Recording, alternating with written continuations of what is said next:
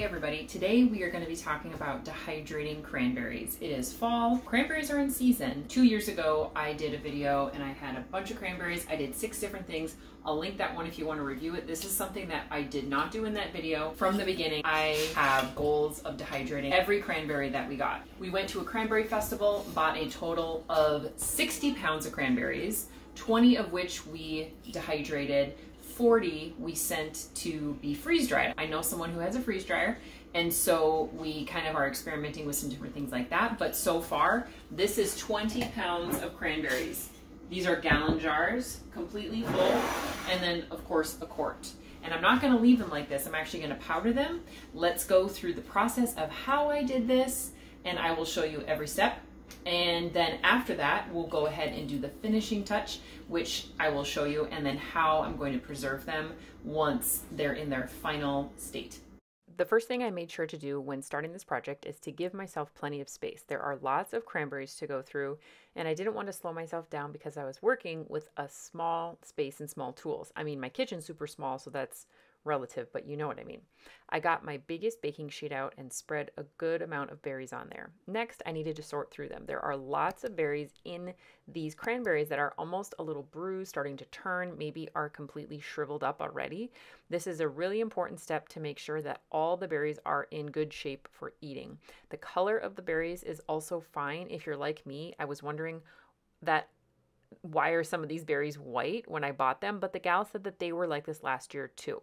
When I did a little research, I found that the white ones are actually just fine. They're ripe and ready to pick. They're actually slightly less bitter than the red ones, so sometimes it's preferred to use these white ones for making cranberry juice for this reason. So when sorting, it is obvious that the berries are quite sticky. So the next step I did was to rinse them. And working on this baking sheet made a good batch size for each of these steps that we had to go through. After the rinse, to prepare the berries to go right into the dehydrator, I used the silicone. I used the slicing blade on my food processor. There is no way I'd have the patience to slice these by hand. So using my food processor was a dream. It was so fast. And a side note is that we also prep them like this for the freeze dryer. So for dehydrating, I used the 2mm blade. Next, I loaded them onto my dehydrator trays that were already lined with a silicone liner. I didn't know how long these were going to take to dehydrate, so I put them at 125 degrees Fahrenheit, and the default timer on my machine is 18 hours, so I just let it go and kept checking on it. Each batch ended up taking around 8 hours, which I thought was great. After I got the first batch in the dehydrator, I just prepped all the remaining of the 20 pounds of berries and put them in a few bags in the fridge. That way, when one batch was done, it was easy to get another one going immediately. I used my big baking sheets to load and unload them, and it worked great because the main reason I want to dehydrate these cranberries is to make a powder. I made sure the berries were very crisp and snapped when they were fully done drying. Now that all my cranberries are completely dehydrated, I'm going to blend them into a fine powder. I want to do this so that we can add the cranberries to smoothies and other things that we don't want pieces of cranberry, but want all the amazing nutritional benefits that this plant has to offer. I started out by making sure my container was as dry as possible, then working in batches. I blended on low at first until the pieces that were larger were cut up into smaller bits. Then I turned the machine way up to get it into the fine powder. With it on high like this, the air from the speed of the blade turns the cranberries into a beautiful powder. When running the machine on high like this, however, it does generate quite a bit of heat. So by working in smaller batches, it reduces the time that the machine is on at one time. If you put too much in at once, it also won't have enough room to bounce the mixture around, which keeps it lighter and loftier. After the powder is done mixing, I often let it sit to reduce the amount of dust that comes out, but I wasn't going to be that patient with this today. So as soon as it was done, I would pour it out onto my large baking sheets. These baking sheets have become so useful for all of the steps along the way for this dehydrating project.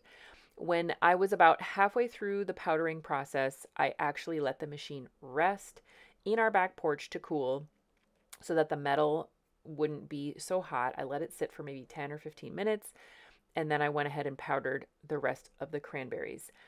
I tried to evenly distribute the powder among the 2 large baking trays that I have, and then put the powder in the oven, which was warm. This is a process called conditioning, and it's new to me, but from what I understand, it allows any remaining moisture to be completely evenly distributed or released, and it allows the dehydrated food to be stored in the best way possible for long term. I anticipate we will use all of this powder easily within the next year, and honestly, I expect it to be much, much sooner than that, but I wanted to do the process the right way. After about an hour, I removed it and stirred periodically to help release any of that remaining heat that came from the oven itself. I did this as the powder was done in the mixture too, just because I didn't want any trapped heat from the mixer speed to speed up any absorbing of moisture into the cranberry powder. Now, the only thing left to do at this point is to vacuum seal the jars for storage. I just bought this new mason jar vacuum sealer and it is fantastic. I unfortunately couldn't find one anywhere in any of the stores around where I live, so I did have to buy it online. I honestly never really understood why someone would want to seal dry things in a mason jar until I realized it is a way to store both dehydrated and freeze-dried food for long-term storage in jars as a way to give the food the ideal storage conditions. I knew about Mylar bags and oxygen absorbers and things like that you can still put the oxygen absorbers in mason jars. And I also know that mason jar lids have a rubber gasket that in and of itself keeps moisture out. And this is all that's really needed for short-term storage. But for optimal storage and definitely long-term storage, this is absolutely the way to go. Now, I will make sure that when I pop open a jar and I'm using it, that I try to store in smaller jars so that each jar that's new and opened won't end up being out for a super long time, because over time, opening and closing that jar will allow moisture to get into the food, and I don't want the powder to cake up. I'm also going to make sure that all those little jars that I am using have that rubber gasket, because that will keep it as best as it can while it's on my shelf being used. In our house, we are working hard to optimize our nutrition, and sometimes it comes down to things like this: the ability to add this superfood to our meals as nature's vitamins. It is always better to get vitamins from food whenever possible, and this is our way of doing that. Our health is one of the most important things that we have, and there is so much we can do to make it better or to keep it strong. And I also wanted to give a quick side-by-side of freeze-dried powdered cranberries versus dehydrated powdered cranberries. I will try to do a more in-depth comparison video soon, but what first stands out is obviously the color. The jar on the left is dehydrated and the jar on the right is freeze-dried. I'm honestly not sure about the scientific reason behind why the color is different, but the freeze-dried jar also feels lighter. So I got my kitchen scale out and did a quick weight on both jars, and sure enough, the freeze-dried one is about 3 ounces lighter.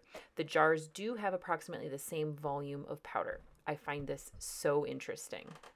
This is the first video we've had in a while because we took the summer off. Fall is fully underway. We've got lots of fun fall projects coming up, so I hope to see you in a video soon. Thank you for coming along and seeing how I've been doing my cranberry processing this year. I hope you have a wonderful day, and we will see you soon.